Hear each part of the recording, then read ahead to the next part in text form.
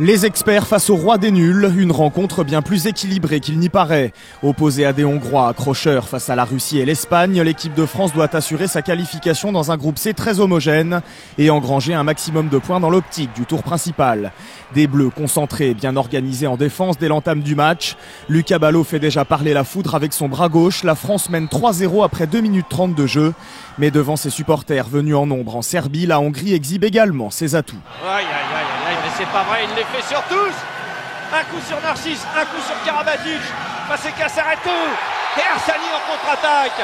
Ah, on s'est pas trompé, on a parlé de la contre-attaque hongroise. En défense, le problème c'est qu'on a on a reculé de mètre.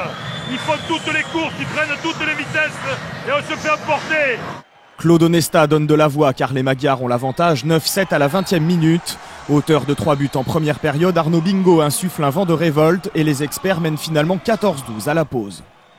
Mais au retour des vestiaires, l'orchestre bleu n'est pas très bien accordé et comme depuis le début du tournoi, certains leaders sont en souffrance. Oh, c'est terrible, Nicolas Karabatic est en train d'essayer, je dirais, de forcer un petit peu le... Arsani, égalisation de la Hongrie, les Français qui viennent de prendre 2-0 et qui sont à 1 de moins.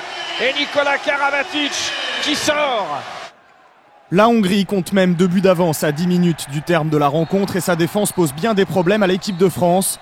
Les Bleus s'inclinent 26-23 et débuteront le tour principal sans le moindre point. Ils y retrouveront notamment la Croatie. On n'a pas tout compris, Didier. Autant en défense, en attaque, qu'est-ce qui se passe là? Je vous rassure, nous aussi on n'a rien compris. On est sur ce rythme-là depuis la préparation. Voilà. Aujourd'hui on a simplement reproduit ce qu'on a fait depuis 15 jours.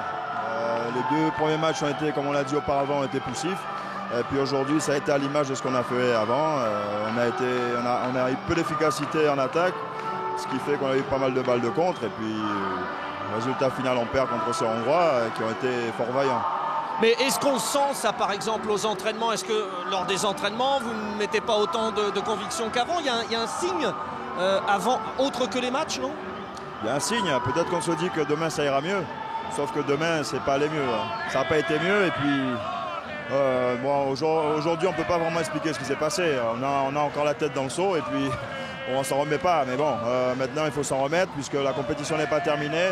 Essayer de terminer le mieux possible. Merci Didier.